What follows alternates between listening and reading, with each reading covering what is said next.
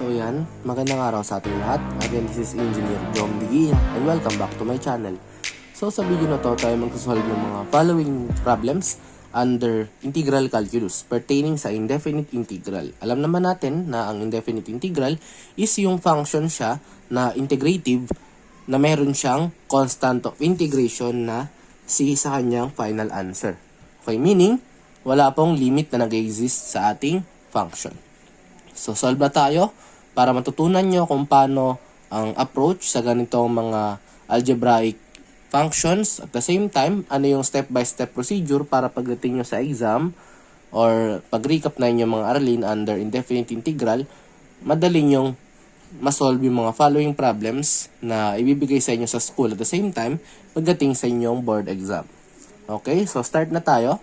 Number 1, integral of the function of z raised to 7 minus 48 times z raised to 11 minus 5 times z raised to 16 open close parenthesis dz. Okay, so solve natin yan.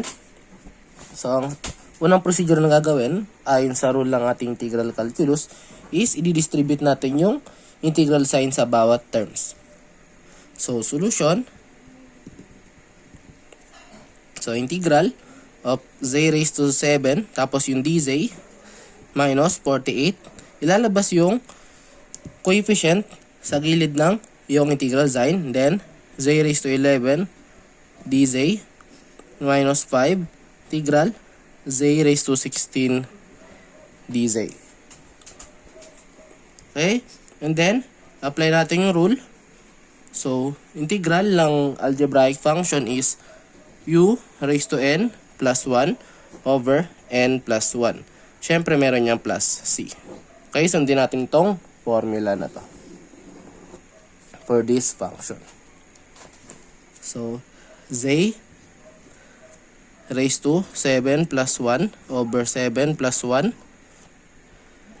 minus 48 times z raised to 11 plus 1 over 11 plus 1 minus 5 times z raised to 16 plus 1 over 16 plus 1 plus c. And then, syempre, simplify mo na para mas mapaikli mo yung equation. So, z raised to 8 over 8 minus 48 divided by 12 is 4 times z raised to 12 minus 5 over 17 z raised to 17. Okay? Plus c. So, this is our final answer. So, napaka-basic lang i-solve, di ba? So, para mas matutunan na solve pa tayo ng ibang problems. So, again guys, algebraic functions po yung mga ito. Okay, problem number 2. We have integral of the quantity 4x raised to 6 minus 2x raised to 3 plus 7x minus 4 dx. Okay, again, ang gagawin mo dyan is distribute the integral sign sa bawat terms. Solution. So, 4 integral x raised to 6 dx minus 2 integral x cubed dx plus 7 integral x dx minus 4 integral dx. And then, simplify mo. Ganitong ating formula. Apply mo dito. So, 4 multiplied by x raised to 7 over 7 minus 2 multiplied by x raised to 4 over 4 plus 7 multiplied by x raised to 2 over 2 plus 4x plus c. And then, distribute mo yung mga nasa labas. So, 4 over 7 x raised to 7 minus 1 half x raised to 4 plus 7 over 2 x raised to 2 minus 4x plus c. So this is our final answer for this problem. So napaka-basic lang, di ba? Solve pa tayo ng ibang mga problems under indefinite integral. So problem number 3, we have the integral of the quantity 10 times t raised to negative 3 plus 12 times t raised to negative 9 plus 4 times t raised to 3 dt. So, solution. Again, yung rule lang ating distribution ng coefficients. As well as yung ating integral sign. So, 10 times the integral of t raised to negative 3 dt plus 12 integral t raised to negative 9 dt plus 4 integral t raised to 3 dt. Applying the rule again ng ating integration of algebraic functions, yung formula natin na u raised to n plus 1 over n plus 1 plus c. Okay? Obtained ito guys kapag ginamit mo yung formula na integral un du. Ito yung kalalabasan. Okay? So, applying the rule of this to this. Same lang ginamit natin sa problem 1 and 2. Okay? Sige. So, 10 multiplied by t raised to negative 3 plus 1 over negative 3 plus 1 plus 12 multiplied by t raised to negative 9 plus 1 over negative 9 plus 1 plus 4 multiplied by t raised to 3 plus 1 over 3 plus 1 plus c. Okay? And then, sige, tuloy natin. So, 10. T raised to negative 3 plus 1 is t raised to negative 2. So, therefore, 10 over negative 2 t raised to negative 2 plus 12 over negative 8 t raised to negative 8 plus 4 t raised to 4 over 4 plus c. So, magka-cancel out tayo ng magkakaparehas tapos pwede tayo mag-lowest term dyan. So, 10 divided by negative 2 magiging negative 5 t raised to negative 2 plus, so ito kasi divisible by 4 itong dalawang to. So, pwede natin i-lowest term yung 12 over negative 8. Magiging negative 3 over 2 t raised to negative 8. Okay, ito magiging 1 na lang yan plus t raised to 4 plus c. Okay, so dito positive negative magiging negative lang naman yung sign yan. Kaya for our final answer we have negative 5 t raised to negative 2 minus 3 halves t raised to negative 8 plus t raised to 4 plus c. So our final answer for our problem number 3. So problem number 4, we have integral of 12 dy. So apply natin dito yung rule na integral of dy is equals to y plus c. So malamang sa malamang, itong 12 na to ilalabas mo sa gilid ng integral sign mo. So solution, magiging 12 integral dy. Therefore, your final answer will be 12 y plus c. Problem number 5, we have integral of w raised to negative 2 plus 10 times w raised to negative 5 minus 8 dw.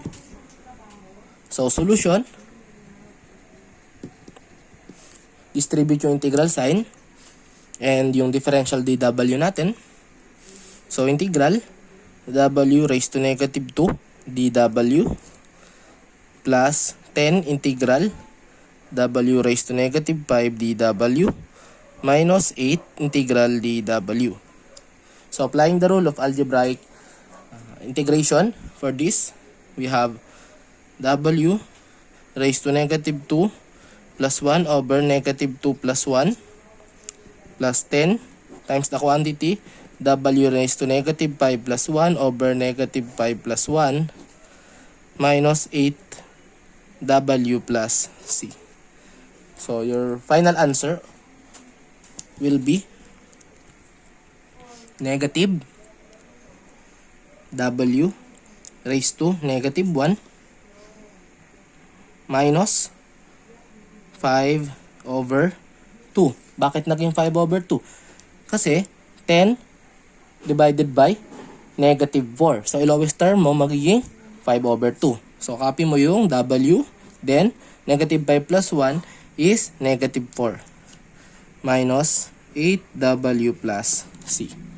This is our final answer for this problem. So, problem number 6, we have integral of the quantity t squared minus 1 multiplied by the quantity of 4 plus 3t dt. So, solution para dito guys, gagamitan mo siya ng FOIL method ng algebra. Makikita nyo kasi na merong dalawang functions na pinag-multiply. So, best solution is FOIL method first. So, FOIL method, rewrite muna natin yung equation. So, t squared minus 1 multiplied by 4 plus 3t. So, FOIL method, first terms, and then followed by outer terms, then inner terms, and then last terms. So, lalabas dyan is 4t squared plus 3t cubed minus 4 minus 3t. And then, ito na nga yung magiging buong function mo. Tapos, lalagyan mo ng dt sa labas and then integral sign mo. Okay, applying the rule of integration for this, we have 4 integral t raised to 2 dt plus 3 integral t cubed dt minus 4 integral dt minus 3 integral t dt. And then 4 t squared plus 1, 2 plus 1 plus 3 multiplied by t raised to 3 plus 1 over 3 plus 1 minus 4t minus 3t 1 plus 1 over 1 plus 1. Kalimutan ng plus c. Okay? So, simplify mo siya para makuha mo yung pinaka-final answer. Nakuha natin dyan guys. Ito yung natin nalagay. So, 4 over 3 t raised to 3 plus 3 over 4 t raised to 4 minus 4t minus 3 halves t squared plus c. So, wala namang problema guys. Kung i-rewrite nyo yan, i-rearrange nyo yung terms para mas magandang tingnan kasi yung mas mataas na exponent yung dapat yung nasa unahan. Okay? Solve ba tayo ng iba pang mga problems under indefinite integral ng algebraic expressions? Problem number 7. Problem number 7, we have integral of the quantity 7 over 3 y raised to 6 plus 1 over y raised to 10 minus 2 over cube root of y raised to 4 quantity dy. Solution. Applying the rule again of integration, basic integration, we have 7 over 3 integral of y. So, raised to negative 6 na yan. Bakit? Kasi, ang rule ng ating exponents kapag nasa denominator, pwede mo naman siyang gawing numerator tapos yung raise niya is magiging negative. Yung y mo. And then, plus integral y raised to negative 10. So, don't forget pala yung ating differential na dy. So, dy minus 2 integral. So, ito, madali na lang i-convert yan. Magiging y raised to negative 4 over 3 dy. So, mas madali na siyang isolve, di ba? So, 7 over 3 multiplied by the quantity y raised to negative 6 plus 1 over negative 6 plus 1 plus y raised to negative 10 plus 1 over negative 10 plus 1 minus 2 multiplied by y raised to negative 4 over 3 plus 1 over negative 4 over 3 plus 1 plus c. Okay? So, 7 over 3 times negative 5 is negative 15. Y raised to negative 5. Minus, kasi negative yan, 1 over 9. Y raised to negative 9. Okay? Minus 2. Simplify pa natin yung loob. Magiging y raised to negative 1/3 over negative 1/3 plus c. So, ito lang naman yung problema natin guys, diba? So, rewrite natin ulit to. Negative 7 over 15 minus y raised to negative 9 over 9. So, negative times negative, positive. So, magiging 6 y raised to negative 1/3 plus c. So, simplify pa natin para mas mapaganda yung ating equation. So, kalimutan natin yung y raised to negative 5 dito, guys. Magiging negative 7 over 15 y raised to 5 minus 1 over 9 y raised to 9 plus 6 over y raised to 1/3 plus c. So, this is our final answer for this equation. So, napaka-simple lang niya isolve. Okay? So, dako tayo sa ating last problem for this video tutorial. So, for our last problem, problem number 8, we have integral of the quantity z raised to 8 minus 6 times z raised to 5 plus 4 times z raised to 3 minus 2 all over z raised to 4 quantity dz. So, solution, applying the laws of exponents here, magka-cancel out yung mga exponents natin. Kasi meron tayong denominator na z raised to 4. So, mangyari dyan, ka-cancel out.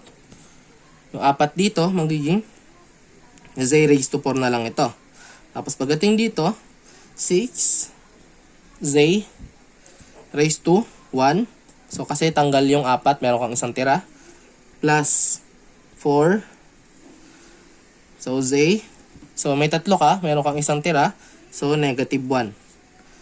Minus 2 times z raised to negative 4. Kasi 2 over z raised to 4. Negative yan. So, negative 2 times z raised to negative 4 quantity dz. So, yan na yung magiging simplified form niya bago mo i-integrate. And then, applying the rules of basic integration.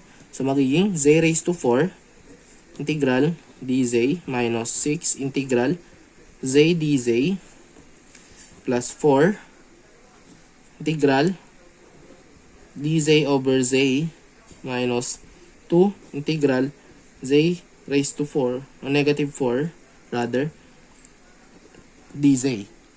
So, magiging z raised to 5 plus 1 over 5 plus 1. And then, minus 6 times z raised to 1 plus 1 over 1 plus 1. Plus 4, dz over z is ln z sa ating logarithmic function. So, ln of z. Minus 2 times z raised to negative 4 plus 1 over negative 4 plus 1. Plus C. Okay? So, magiging final answer dyan is 1/6 times z raised to 6 minus 3 z raised to 2 plus 4 ln of z minus and minus here. So, magiging positive 2/3 z raised to negative 3 plus c. So, this is our final answer for this last problem. Problem number 8. So, nawa guys, may tutunan kayo sa ating mga sinolve na problems under algebraic functions, indefinite integral. So, integral calculus to guys ha. So, kung kayo may mga katanungan, don't forget to comment down below and don't forget to subscribe to my channel upang kayo updated sa aking mga next video tutorials na i-upload under integral calculus. So, next video tutorial under integral calculus will be solve problems under trigonometric functions. Okay? So, again, this is Engineer Jom Digia. Maraming salamat sa panonood and God bless us all.